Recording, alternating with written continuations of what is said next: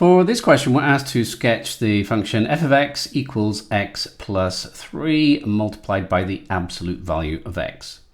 Now, when you're doing these questions, there are three possible scenarios you should consider. The first one is when x is greater than 0.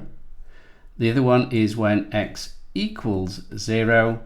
And the last one is when x is less than 0.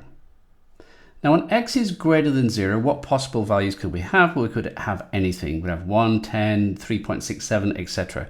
But we're going to choose the easiest one, and probably easiest one to choose is just when x equals 1. So what we have is we're going to replace the x in this equation with 1. So wherever we see an x, we're replacing with 1. So f of 1 is equal to 1 plus 3 multiplied by the absolute value of 1.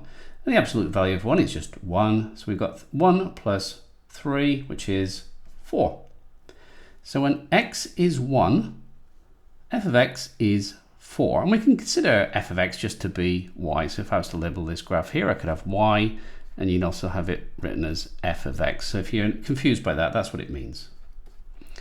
So we've done f of 1. We've ticked off when x is positive. Now the other one to consider next is when x is equal to 0. So f of 0 would be equal to the following, and we're just replacing these x's with zeros. So we got 0 plus 3 multiplied by the absolute value of 0, which is just 0. So we get the point 0, 0.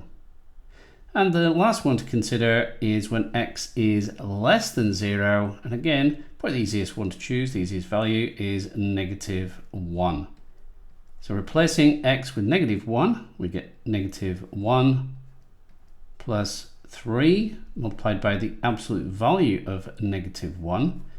Now the absolute value of negative 1 is positive 1. So we get 3 multiplied by 1.